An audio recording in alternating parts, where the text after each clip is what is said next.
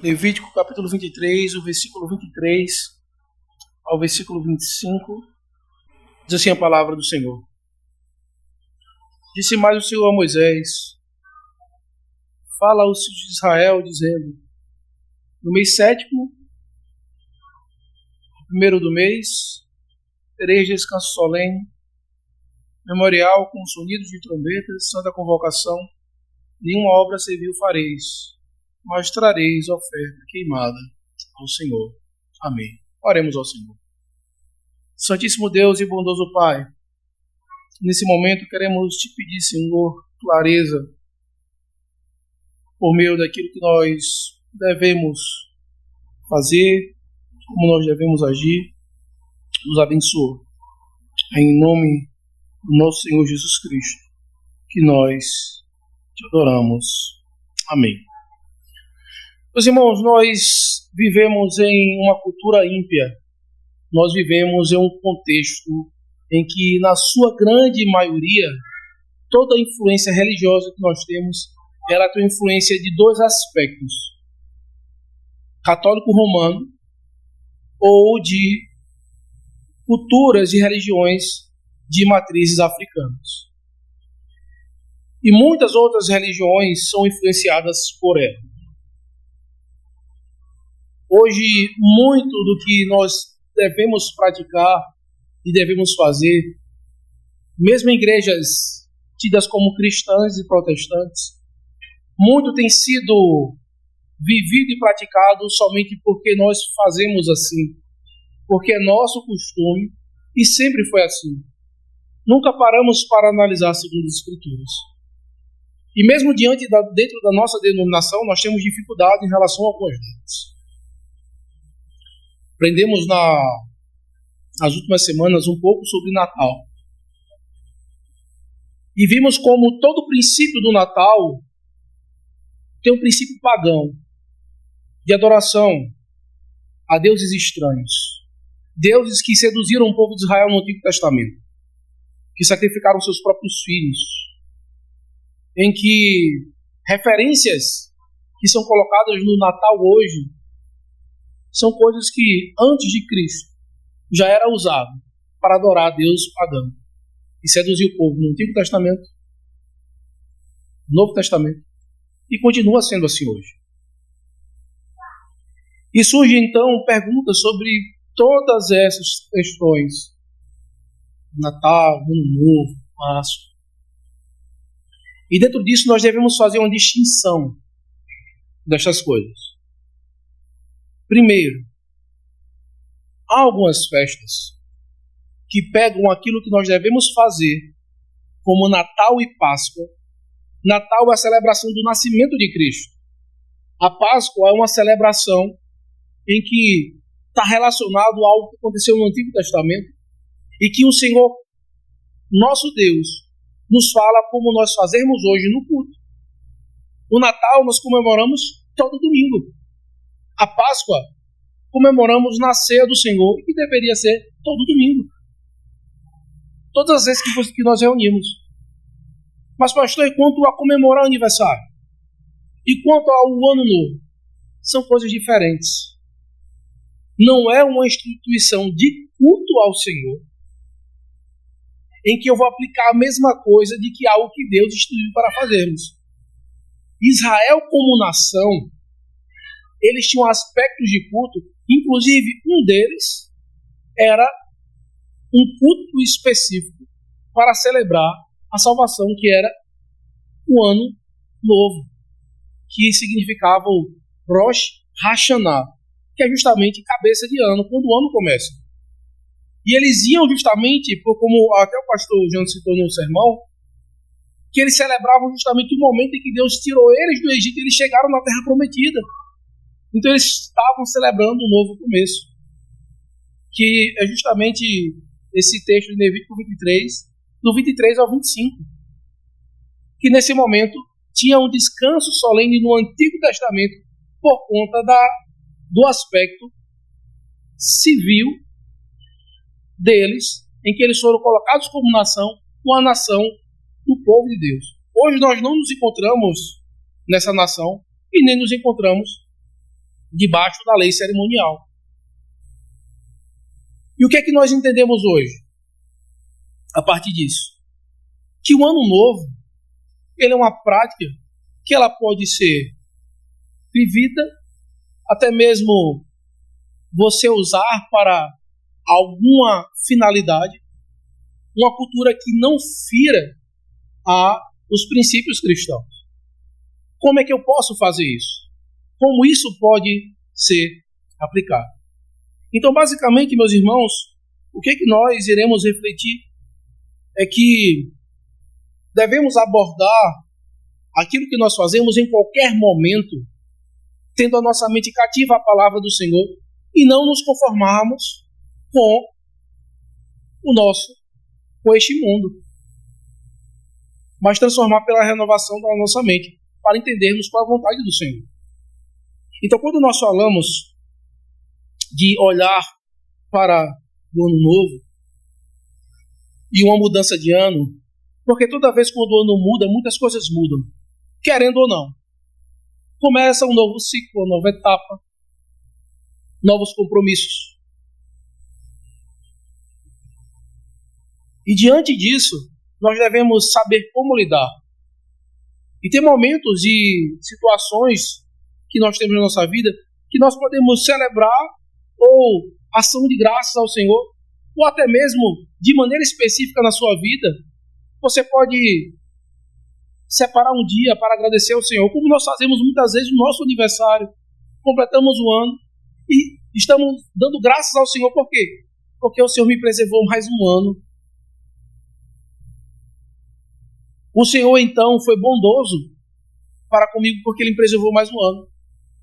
Durante todo esse ano que, entre altos e baixos, entre problemas, entre soluções, entre tristezas e alegrias, foi um tempo que se passou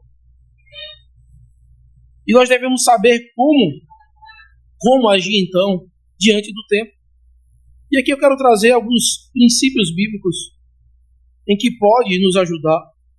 E eu quero pedir que alguém abra a sua Bíblia no Salmo 90, versículo 12.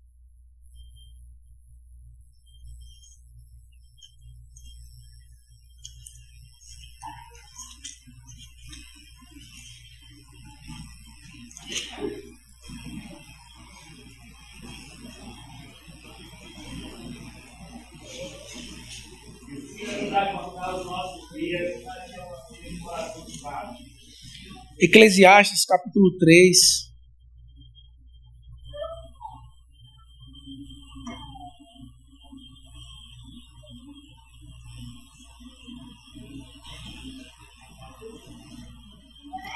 Versículo 1.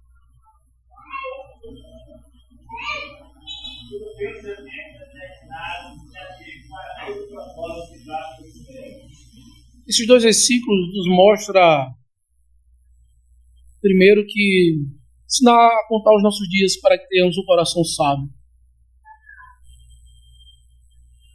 Tudo tem o seu tempo determinado e há um tempo para todo propósito debaixo do céu.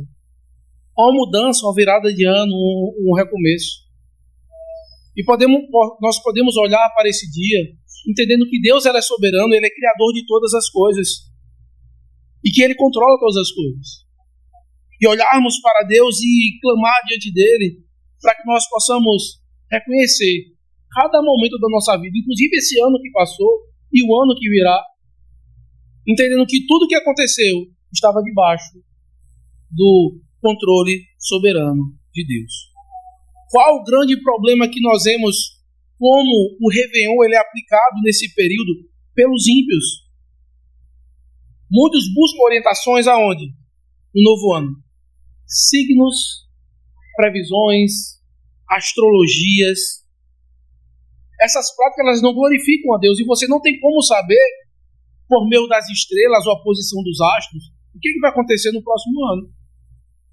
Não é por causa do seu signo que as suas reações ou as coisas que vão acontecer no próximo ano, ou como a maré está, que as coisas vão facilitar ou dificultar na sua vida. Rituais de purificação.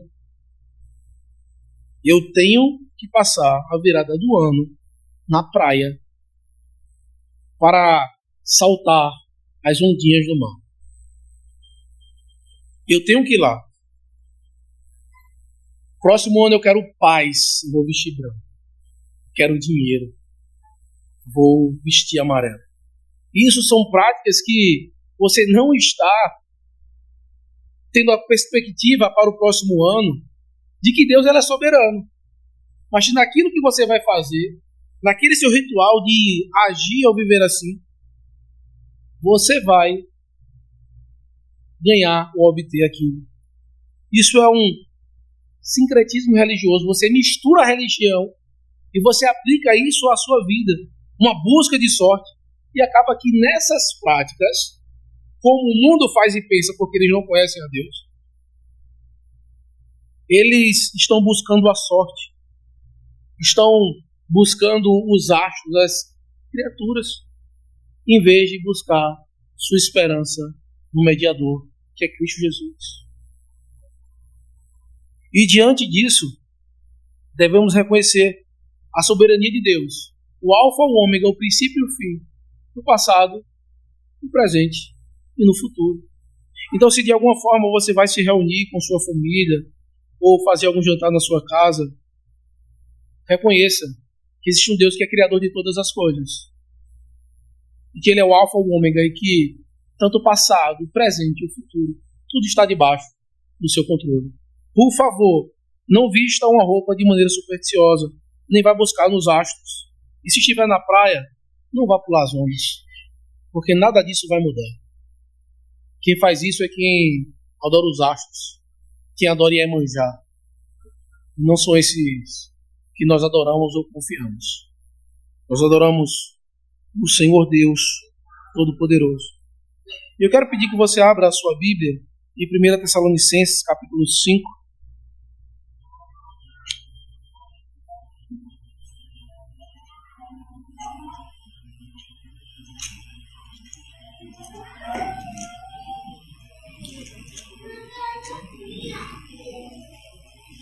No versículo 18,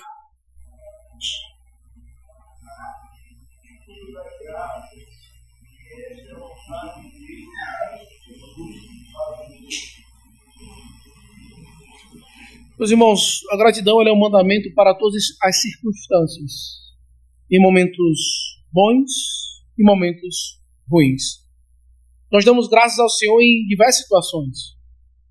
Quando nós iniciamos um curso, ou quando nós iniciamos um trabalho, nós damos graças a Deus. Muitas pessoas, quando eles formam, eles dão graças a Deus por aquilo que eles passaram e por eles terem fechado aquele ciclo. De maneira semelhante, nós podemos aplicar a cada ano isso, agradecendo ao Senhor, dando graças a Ele. Um jantar em família, um jantar entre amigos, talvez uma comemoração. Ao olhar para o ano que passou, nós devemos reconhecer a mão de Deus em cada detalhe. E algumas tradições, elas são aplicadas nesse momento, principalmente aqui na Bahia, que é bem mais forte. Nesse momento, você vai perceber na praia, talvez, isso é bem presente, como aqueles que adoram Iemanjá, eles vão lá levar oferendas.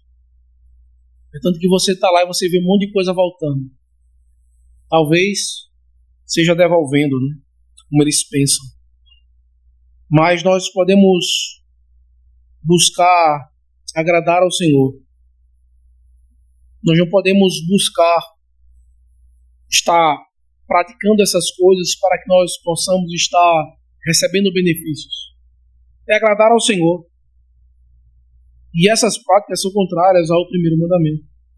Tem amuletos e simpatias que as pessoas fazem durante o final do ano para que possam, então, resolver os seus problemas. Muitos objetos ou rituais, como comer uvas, e por isso a prática, e não é errado quem gosta, viu, de colocar a uva passa em tudo. Por isso que tem uva passa em tudo que você vê.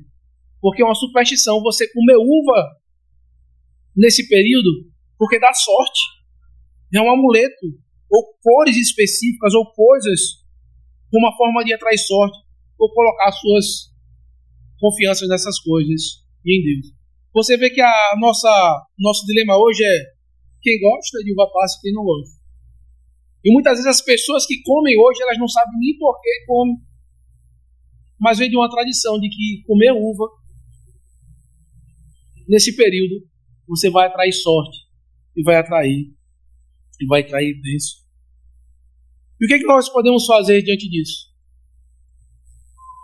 É não nos apegarmos ou fazermos essas superstições e ter momento de oração, de gratidão ao Senhor. Talvez separe o seu último dia do ano, faça uma lista, pega um lápis, pega uma folha, faça uma lista de todas as bênçãos que você recebeu durante esse ano. Faça uma retrospectiva, como estão fazendo na internet, né? Em 2024, como eu não vou ser feliz diante do que aconteceu. Olhar a Deus as bênçãos que Ele tem nos dado, apesar dos apesares, como o Senhor tem sido bondoso. Outro texto que eu quero pedir que alguém leia é o texto de Filipenses, capítulo 3.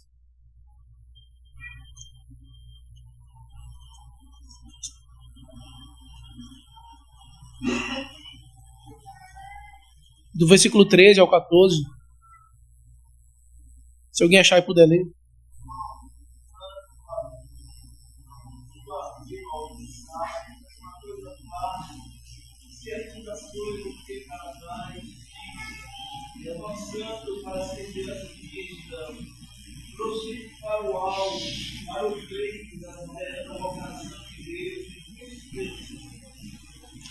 A palavra do Senhor aqui nos traz um princípio de nós olharmos para frente, deixar para trás as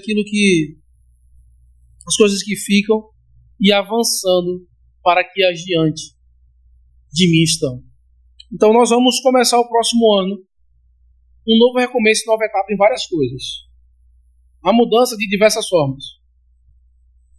Sua casa, o seu trabalho, na igreja. O que você deve fazer a partir disso? Busque no seu novo caminhar, prosseguir para o alvo, a soberana vocação que está em Cristo Jesus. Busque ser melhor do que você foi nos últimos anos. Busque então fazer tudo aquilo que lhe é posto como para o Senhor. Ah, mas eu já fiz no ano passado. Busque fazer melhor. Porque por mais que eu e você tenha tentado fazer o nosso melhor, ainda não fizemos de maneira perfeita. E sempre estamos em uma condição de aprimoramento e melhoria. Não se acomode com a sua situação. O foco do cristão deve estar em viver para a glória de Deus e cumprir sua missão na terra. Então, em vez de ficar vivendo o passado, tudo aquilo que não aconteceu e tudo aquilo que não tem como resolver, viva o presente, viva o que Deus lhe deu e comece então a estabelecer essas metas. Então, consulte ao Senhor, consulte a Deus, peça para que Ele te mostre, te dê direcionamento nas decisões que você vai ter que tomar e naquilo que você vai ter que agir no próximo ano. Ore ao Senhor, medite. Senhor, o que eu vou fazer no próximo ano? Me ajuda. Será que é melhor eu caminhar por este caminho ou por este? Será que é melhor eu investir nisso ou nisso? Será que é melhor eu dar uma parada? Será que é melhor eu estabilizar? Será que é melhor eu começar uma nova coisa esse ano? Será que eu preciso organizar a minha vida nesse período? Esse ano eu estou passando por uma crise familiar. Será que eu devo focar um pouco mais na minha família? Será que eu estou com um problema na minha vida espiritual? Para cuidar da minha alma, que eu vou ter que gastar mais tempo e me organizar o que fazer para suprir isso que eu estou passando. Avaliar a sua vida de acordo com a palavra de Deus. Não faça como os ímpios. Esse período Muitos médiuns, cartomantes são consultados, que as pessoas elas querem saber o que vai acontecer. Eles estão sedentos para saber o seu futuro. E nós confiamos no Senhor, confiamos a Ele, tudo aquilo que irá acontecer na nossa vida. Então, meus irmãos, estabeleça metas espirituais para o próximo ano, com maior dedicação de oração. Já comece a planejar um plano de leitura bíblico para que você leia as escrituras do próximo ano. Se você separar 20 minutos por dia, 20 a 30 minutos por dia, no próximo ano você tem lido a palavra do Senhor por completo. Não é algo impossível. Gaste momentos de oração privada, cultos domésticos. Confie o seu futuro a Deus. Busque e ensine os seus filhos a estarem na casa do Senhor. Venha e os traga. Dependa todos os seus planos ao Senhor. Então eu ainda quero pedir que você abra a sua Bíblia em Tiago capítulo 4, versículo 13 e 15.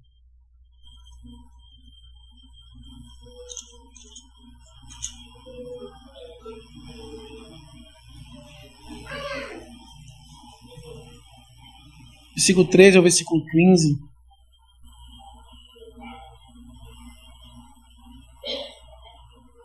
Diz assim: Atendei agora, vós que dizeis: hoje ou amanhã iremos para a cidade tal e lá passaremos um ano, e negociaremos e teremos lucro. Vós não sabeis o que sucederá amanhã. Que é a vossa vida? Sois apenas como neblina que aparece por instante e logo se dissipa. Em vez disso, deveis dizer: se o Senhor quiser, não só viveremos, como também faremos isto ou aquilo. Isso aqui mostra que todos os nossos planos devem ser submetidos segundo a vontade de Deus. Eu não sei se você já ouviu falar um pouco da história de Ruth, o livro.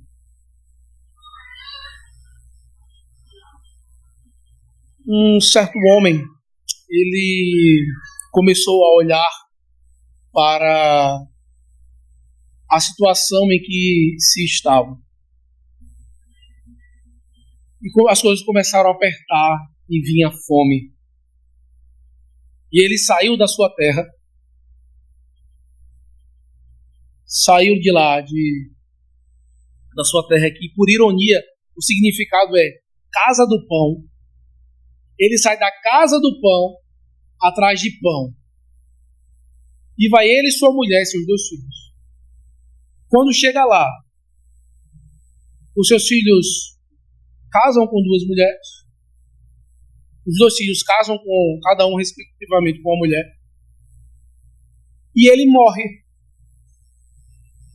Os seus 2 filhos morrem.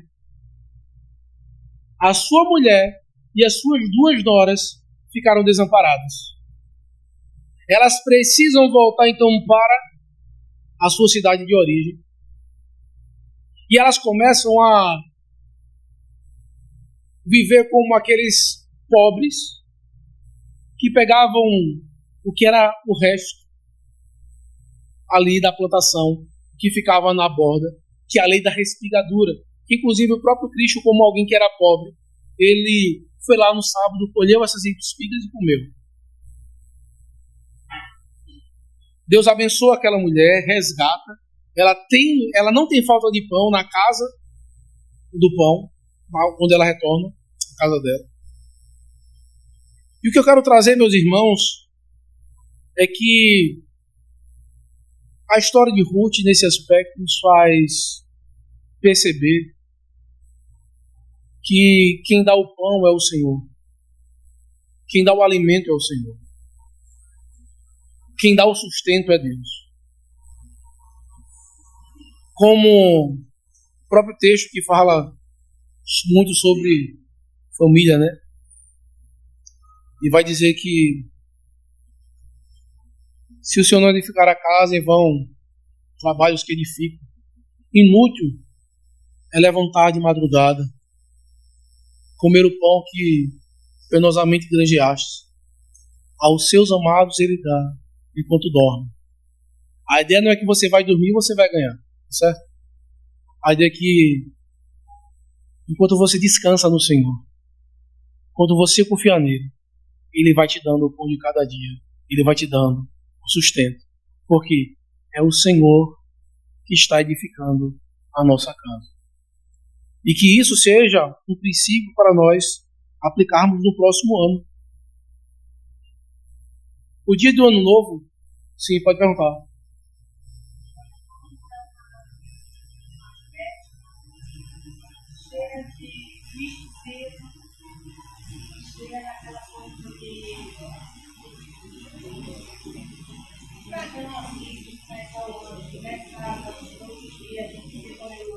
Sim.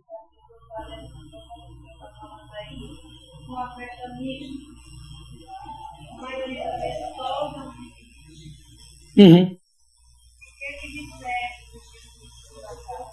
Certo.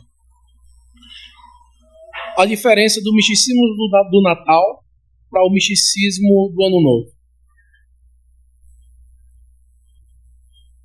Os dois têm aspecto pagão.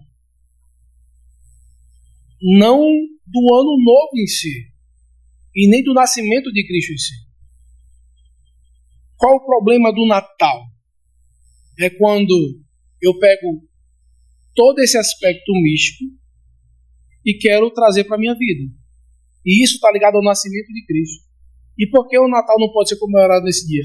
Porque Cristo estabeleceu que nós comemoremos o Natal todo domingo.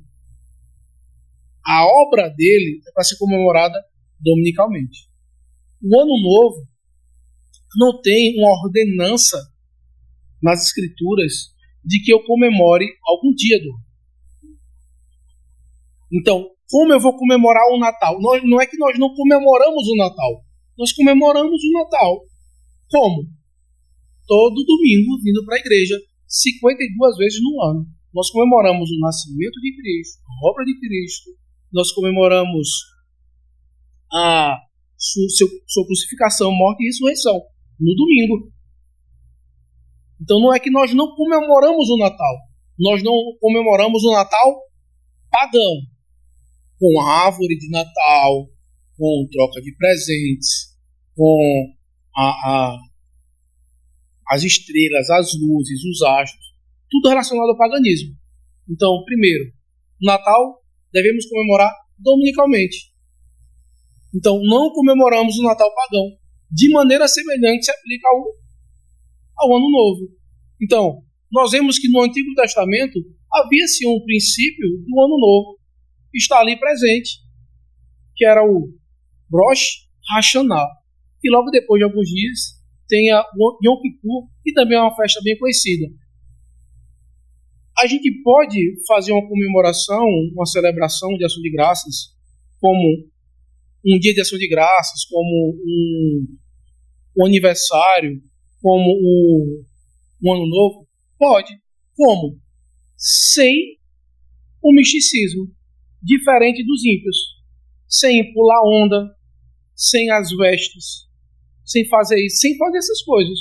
Então a diferença que tem do que nós fazemos para o que eles fazemos é que nós não vamos pegar todo esse aspecto que eles confiam em Iemanjá, nos astros, em toda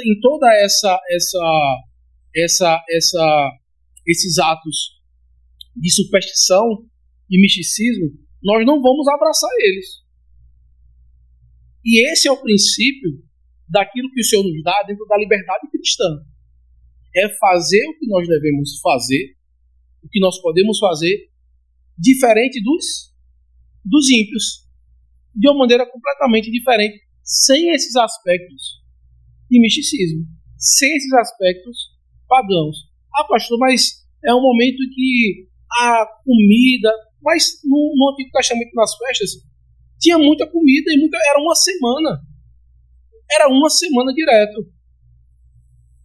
Então, assim, tem esse aspecto de momento de celebração, de você ter a comida, a bebida, se alegrar. É importante que o povo de Deus ele faça isso. Então, o que é que deve ser entendido? Não é que nós não celebramos a Páscoa. Celebramos a Páscoa, mas do jeito que Deus ordena. Não é que nós não celebramos o Natal. Celebramos o Natal, mas do jeito que Deus ordena. Nós podemos ter momento de ação de graças ao Senhor? Podemos, mas do jeito que Deus ordena. Então, o que é que nós devemos fazer? Tirar tudo o que é de misticismo, paganismo e jogar fora. Em qualquer situação, em qualquer momento.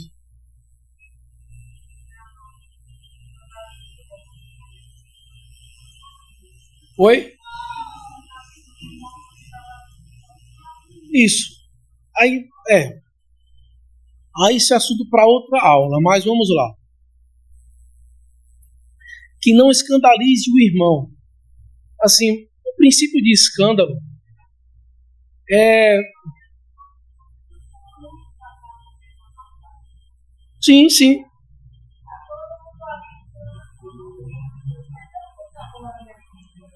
Sim.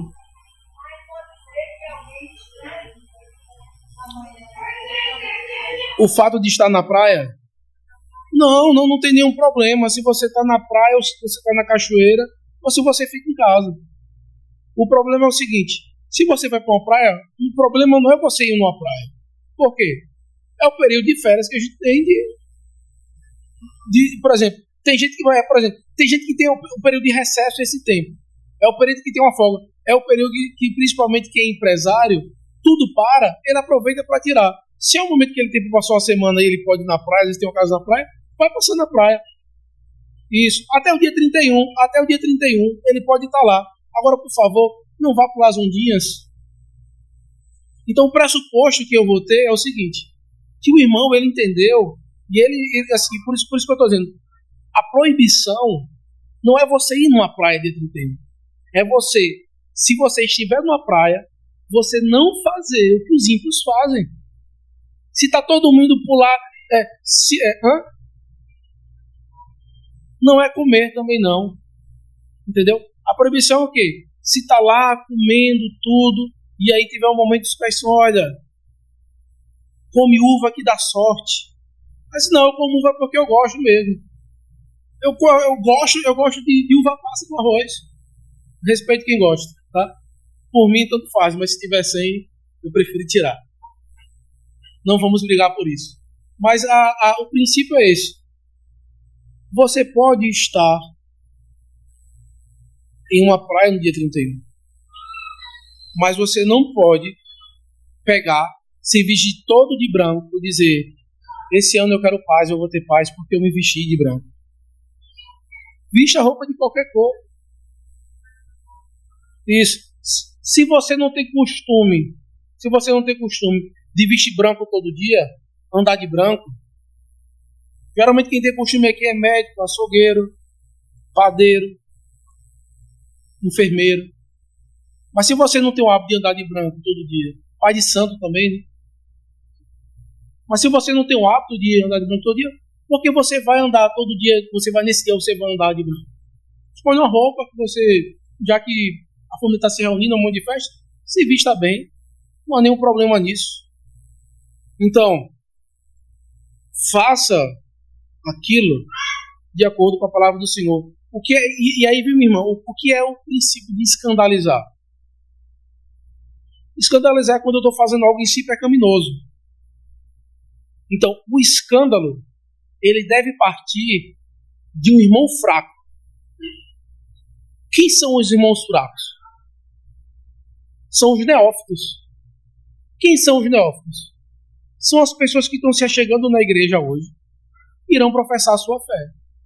Porque se um irmão maduro, que já professou a sua fé, já veio até aqui à frente e deu ciência, olha, eu tenho ciência de que eu creio, e eu sei que as escrituras têm norma. E aí eu vejo um irmão indo na praia dia 30, eu vou dizer, eu estou me escandalizando. Isso não é escândalo. Isso é imaturidade cristã. São duas coisas diferentes. Porque... Oi? Isso. Sim. Isso. E aí, meus irmãos, é uma coisa que nós temos que maturar na nossa vida cristã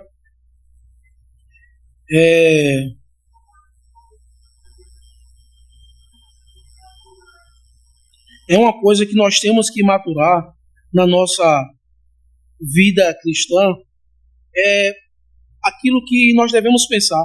Abram, por favor, a Bíblia de vocês em Filipenses capítulo 4, versículo 8.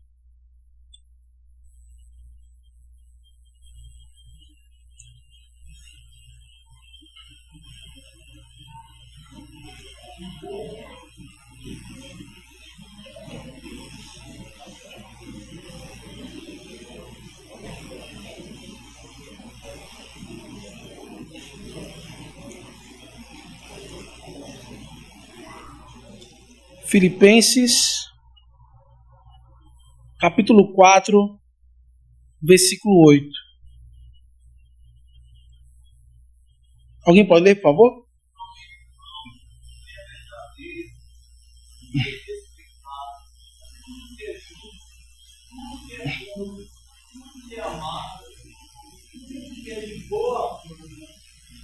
Se alguma mentira, se algum louvor, seja isso profundo do nosso pensamento. Nós devemos olhar para a vida do nosso irmão e sempre pensar o melhor e dar o benefício da dúvida. Se eu não vi o meu irmão na praia, pulando as ondas, ele está na praia, o que é que eu vou pensar? O irmão ouviu o estudo, ele estava lá na igreja, foi ensinado, ele foi com a família dele para a praia. Ele não foi para lá para pular as ondas. Ele foi para lá para quê? Para descansar, para viajar. E é justamente isso que nós precisamos ter no nosso coração e na nossa mente. Olhar para o nosso irmão e pensar sempre o quê? O bem dele. É isso que deve estar, então, no nosso pensamento.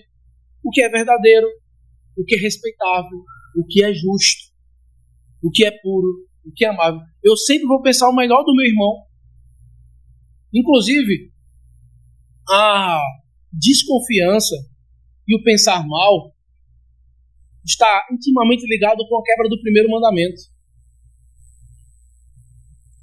Não confiamos. A desconfiança é entender que Deus, ele não está no seu trono governando todas as coisas, mas eu sim, eu sei o que é, eu conheço, eu tenho certeza. Eu não estou lá, meus irmãos, nós não sabemos o que está acontecendo na parede aqui atrás.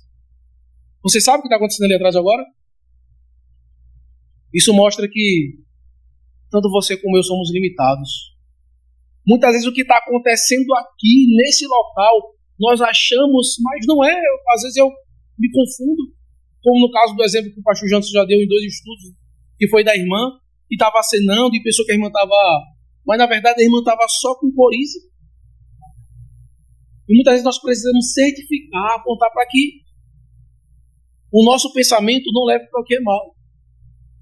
E isso deve ser aplicado nos nossos corações.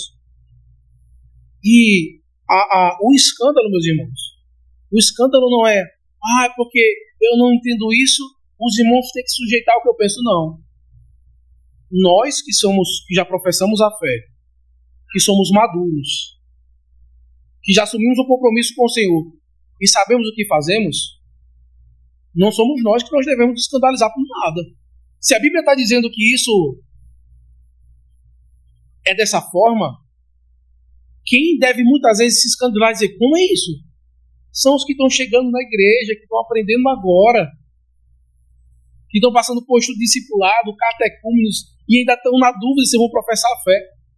Mas o que tem acontecido na maioria das vezes é o contrário. Muitas vezes os que estão se achegando aceitam mais fácil e compreendem e aceitam. E muitas vezes muitos que já estão muitos anos, 10, 20, 30 anos na igreja, pessoas que nasceram na igreja, veem uma atitude e dizem, eu me escandalizo. Como? Se você está toda a vida na igreja, você é alguém maduro na fé. Você é alguém que muitas vezes aconselha, orienta, ensina. Você é modelo de piedade para muitos irmãos. Você está gravado na história da igreja. Como você vai se escandalizar? Isso não é escândalo. Isso é imaturidade na fé. Então são duas coisas diferentes que nós devemos aplicar. E era o que acontecia em Coríntios. Por que muitos estavam se escandalizando? É porque muitos saíram do ambiente de idolatria e estavam chegando na igreja. E eles diziam, olha, aquilo ali era sacrificado. Eu participava desse sacrifício. Eu não consigo comer isso. E aí os fortes na fé, que já eram da igreja, diziam o seguinte, isso é besteira, e comia na frente deles. É ter o cuidado e zelo com os que estão chegando na fé. Por isso, os que já são membros da igreja devem entender isso.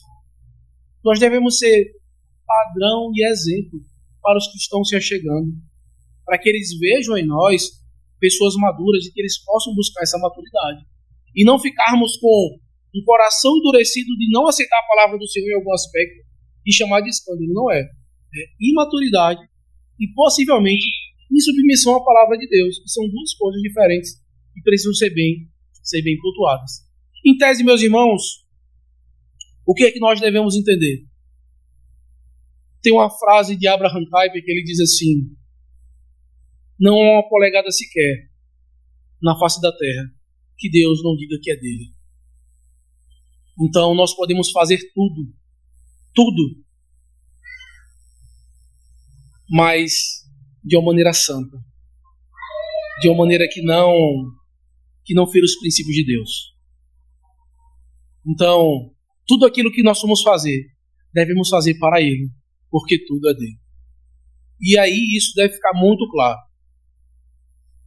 Não é que nós não comemoramos a Páscoa, comemoramos sim, segundo as Escrituras. Não é que nós não comemoramos o Natal, comemoramos sim, segundo as Escrituras.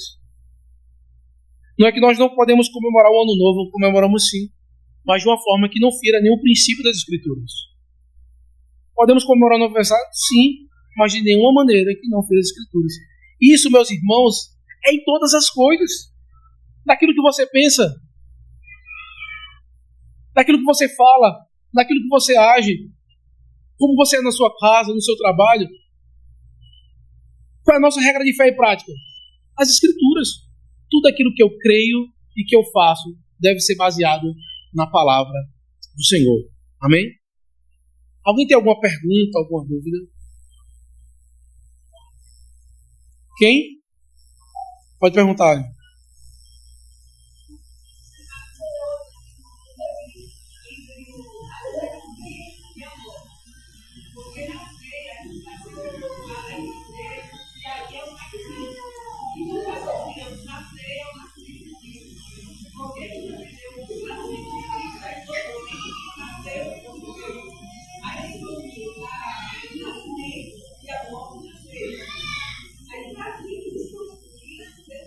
Tá, deixa eu ser mais claro então. O nascimento não é nascer, é o domingo. Entendeu? No domingo nós comemoramos a obra de Cristo, tá certo? O momento da ceia é justamente o momento em que nós estamos celebrando a morte dele. É isso mesmo. O momento da ceia é a morte, tá certo? Mas no domingo, no dia do Senhor, nós celebramos toda a obra de Cristo. O seu nascimento, a sua vida, a sua morte e a sua ressurreição. Nós temos 52 dias santos todo ano. 52 dias santos. E ele é todo do Senhor. Sim. Uhum. Mas agora ficou claro, né? Ficou claro? Pronto.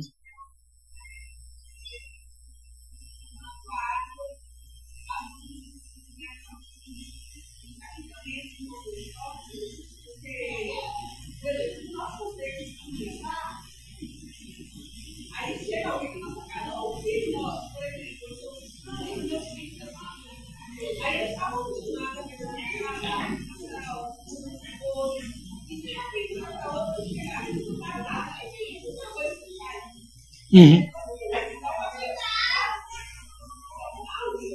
Sim. Uhum.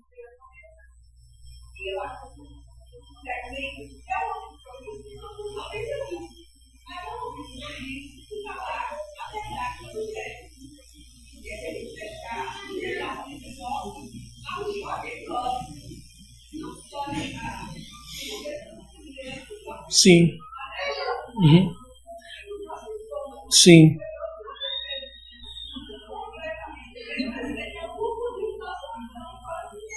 Uhum. Sim. Certo. Uhum. Minha irmã, é o seguinte, toda mudança é difícil. Toda mudança é difícil. Não é fácil. Se você for mudar de uma casa, uma do lado da outra, você vai ver as dificuldades que você vai ter. Se você for mudar de cidade, vai ser difícil. Quando você casa e sai da sua casa, toda mudança é difícil. Quanto por partes, né? Quanto o que a irmã vai falar com os seus filhos. Então, não diga nada que você faz porque o pastor falou. Porque aquilo que você tem que fazer tem que ser de convicção e fé. Então, se você tirou, você vai deixar sem, você está fazendo isso porque não é porque o pastor pode chegar na minha casa. Porque se eu chegar na casa de qualquer irmão e ver uma árvore de Natal, alguma coisa, os irmãos vão perceber isso. Eu não vou ficar constrangendo ou dizendo aqui, olha, ei, eu vi uma árvore de Natal na tua casa, viu? Vai lá tirar. Porque tudo tem que ser de convicção. Então, o meu papel é ensinar. O Espírito Santo ele vai aplicar no coração de cada um. Se possivelmente a irmã compreendeu e tirou, faça a mesma coisa. Ensine ao seu filho. Não é porque o pastor disse, mas porque, olha, abre o Google aí. Vê no Google o que os ímpios dizem o que é árvore de Natal. O que os ímpios dizem o que é isso. Pesquisa o que é Saturnália. Pesquisa o que é adoração a Saturno, o culto a Baal. Veja como era o culto a Astarote. E veja como é isso aqui, ó, que as pessoas fazem hoje. Então, por isso, meu filho, que eu entendi pela palavra de Deus, se você compreendeu, eu não faço mais isso. Eu tirei daqui de casa. E a gente fez isso todo esse tempo porque nós ainda não tínhamos o conhecimento. Por isso que a Bíblia diz, e conheceres a verdade os libertará. Daqui a 10 anos, vão ter coisas que nós vamos estar dando de frente nelas e dizer, rapaz, eu não sabia disso, eu não tinha visto ainda. Porque não foi o momento ainda do Senhor trazer para que nós aprendamos. Então nós estamos em um constante processo de aprendizado. Então eu aconselho isso. Se você tem, medite durante o próximo ano. Se você deve ou não fazer. E assim, viu minha irmã? Eu sei que tem muitas vezes pessoas que têm dificuldades. Mas, de outra forma também, eu recebi testemunhos de irmãos que não vou citar aqui, a não ser que a pessoa queira se alguém quiser. Mas alguns irmãos chegaram, pastor, eu cheguei na minha casa, sentei e disse isso aqui.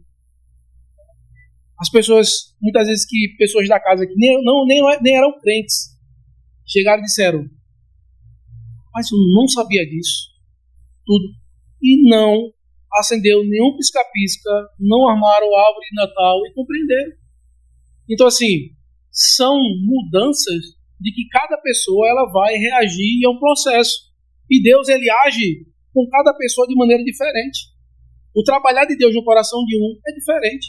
Então, assim, o que é que isso tem que... Como é que o ensino deve ser aplicado na igreja? É o ensino, repetição, ensino. E chega um momento que ficou compreendido, que foi ensinado, que foi mostrado. Então, nada é por imposição.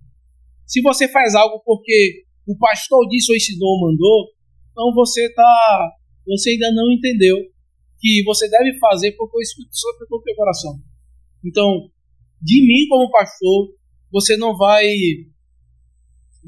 me ver, eu te ver fazendo uma coisa errada publicamente, a não ser que seja algo que precise de uma correção naquele momento, mas eu ainda vou tentar fazer em amor, para que você seja restaurado, redimido, e para que você ande da maneira correta. Porque a reclamação pela reclamação, ela tem um fim nela mesma. Eu chegar aí, ô Ivana, segura essa menina, ela não tem pai e mãe não? Mas que é isso? É mais fácil eu chegar depois, ô Ivana, o que está acontecendo, que a criança não se comporta no culto, em que eu posso ajudar?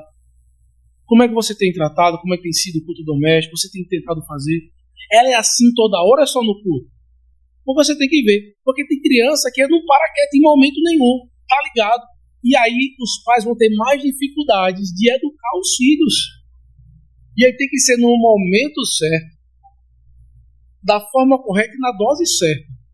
Então, meus irmãos, não esperem de mim que eu vou chegar na casa de vocês em uma visita e ver uma árvore de Natal, alguma coisa e dizer: ei, derrube isso daí, tire isso daqui.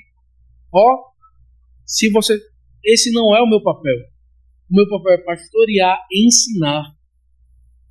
E aí vão ter casos de, diante disso, de pessoas que não vão querer aceitar e vão querer agir de maneira insubordinada, em que vão muitas vezes agir de uma maneira que desrespeita a palavra de Deus, que desrespeita as autoridades e os ensinamentos. E diante disso, vão ter que ser chamadas, orientadas para o arrependimento. Senão, não sou eu que disciplina ninguém. Não sou o meu pastor que decide tudo da igreja. Essa pessoa é levada ao conselho, e a tentativa de levar alguém no conselho não é tipo, ó, se você não fizer, você vai ser disciplinada. É para convencer o irmão de que aquele pensamento não condiz com o ensinamento das Escrituras. Toda disciplina é para quê? Para correção, porque o Senhor disciplina aquele a quem Ele ama. Respondi? Ficou alguma coisa? E assim, vai ter choque. E como eu disse até no estudo do Natal, para mim é difícil. Para mim é difícil. Não é algo tipo que eu digo, rapaz, eu não queria, porque, como eu falei, a árvore de Natal na casa da minha avó é um sonho para crianças e adultos. A mesa que ela coloca diariamente é um sonho para quem gosta de doce, para quem gosta de guloseimas, para quem gosta de muitas vezes ornamentação. É algo que é difícil. É algo que é difícil. Então, assim, é um choque mesmo. E aí a gente ir lidando e entendendo para tirar essas raízes devagarzinho e fica mais fácil. Viu? Só, acho que o Geisa está na vez. Só um momento.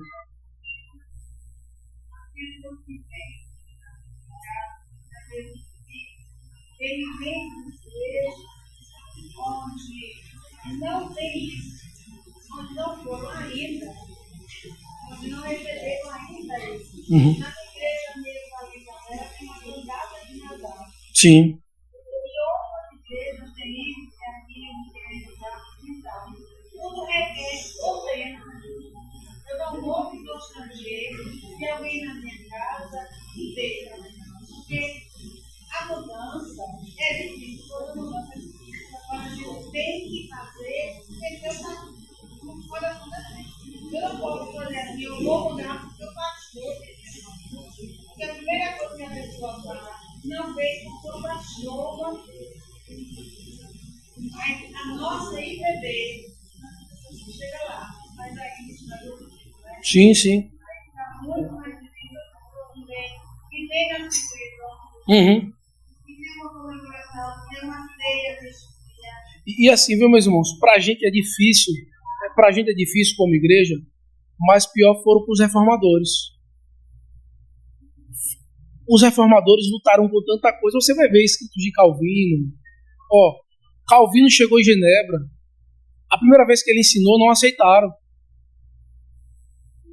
Deu 2, vários anos. Calvino foi expulso de Genebra. Quando voltou a segunda vez, foi que aceitaram. Então, tem coisas que são processos, tá certo? Teve alguém, a irmã.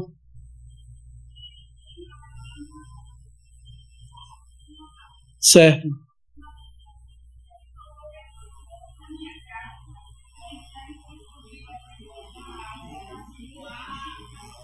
Uhum.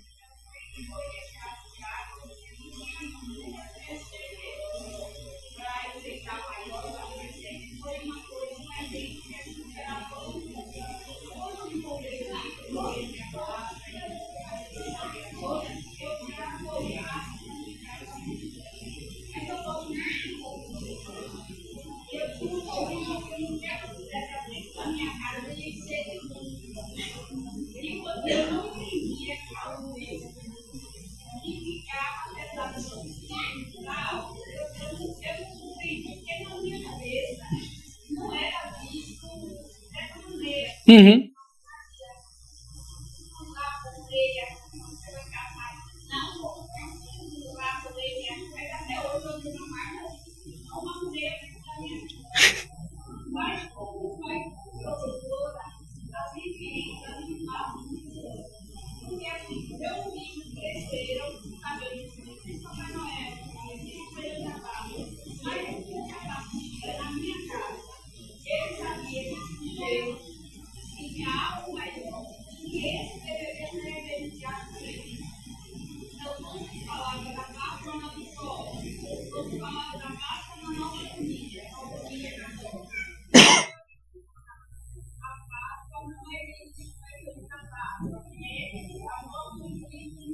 Uhum.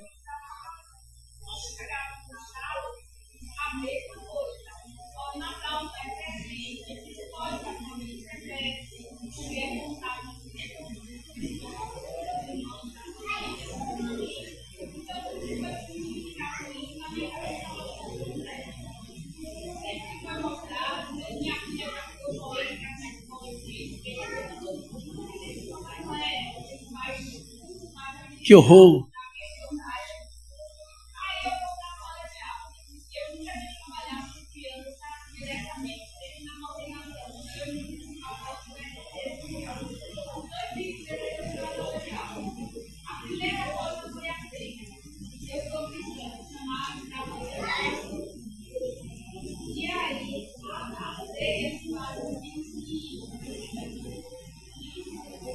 Uhum.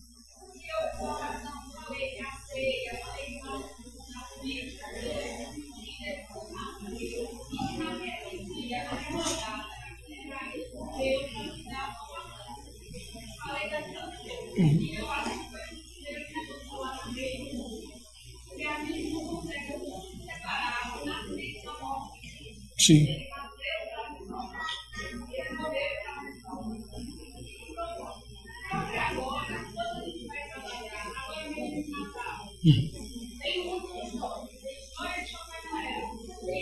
Sim.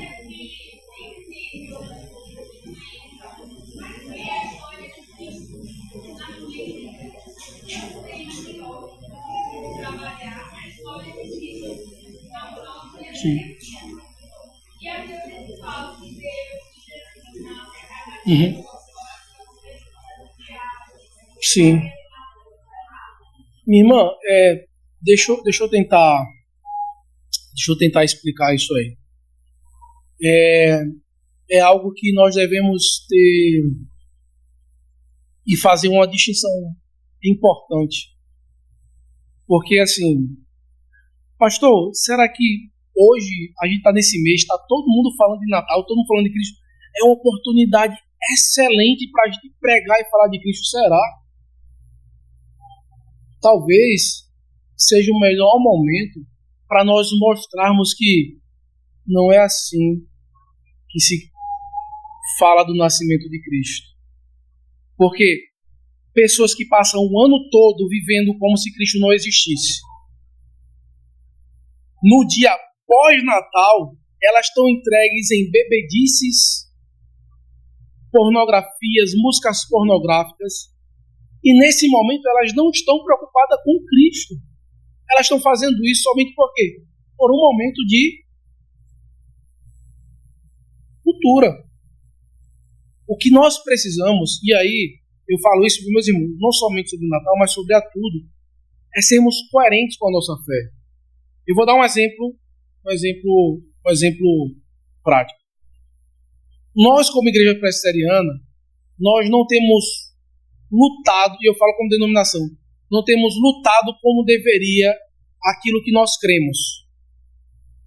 Nós usamos todo motivo para abrir uma exceção, e essas exceções se tornando regra. Quer ver um exemplo? Um adventista do 7º dia. Eles ficam sem fazer prova. Eles ficam sem trabalho.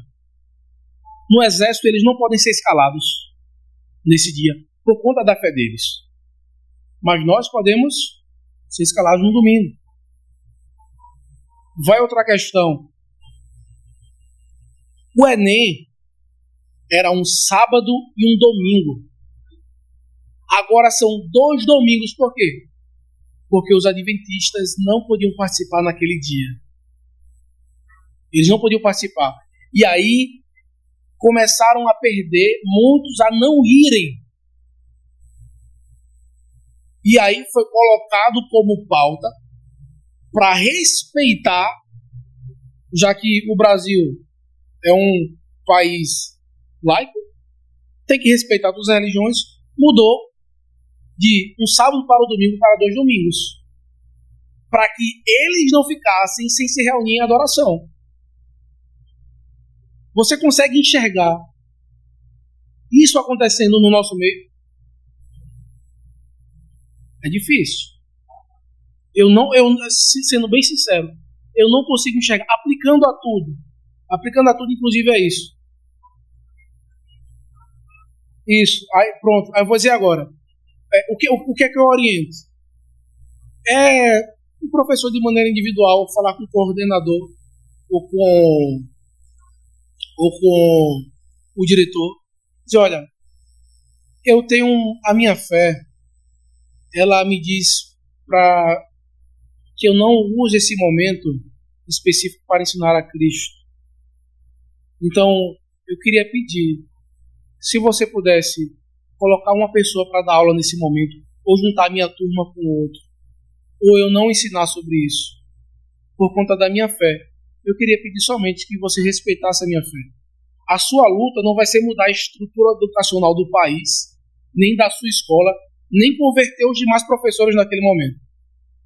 É somente você pedir que respeite a sua fé e você não haja daquela forma.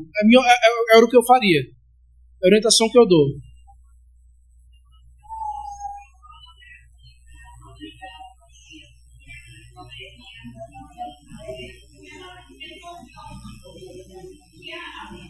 As crianças de onde? De casa?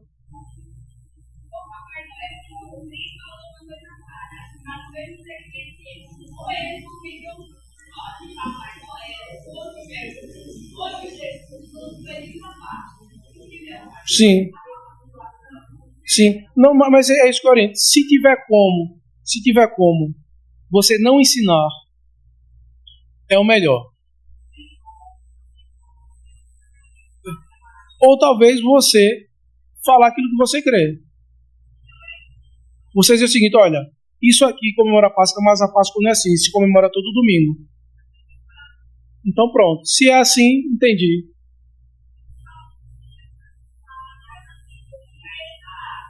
Sim, sim. E aí assim, viu, essas dúvidas, a gente pode até outra aula, outra coisa, a gente destrinchar melhor. Fala mesmo.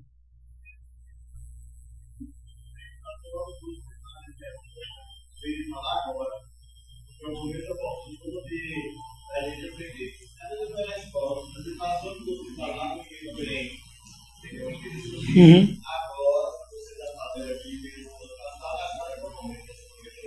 Sim. Uhum. Sim. Entendi.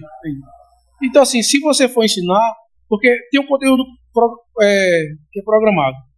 Se você for falar o que eles passam, nenhum vai ser o que a gente falou aqui. Então, a ideia é que você fale aquilo que você crê. Nesse aspecto, sim. Agora, não seguir. Se você. Entendi. Entendi. Porque eu entendi assim, seguir o conteúdo programado. Se você seguir, vai contra o que a gente está aqui. Entendeu? E aí é algo, por exemplo, se chega no conteúdo programado, você falar de ideologia de gênero, você vai falar. Você vai falar que tem um homem e uma mulher. Isso se aplica para tudo. Entendeu? Você vai falar aquilo que você crê. Tá certo?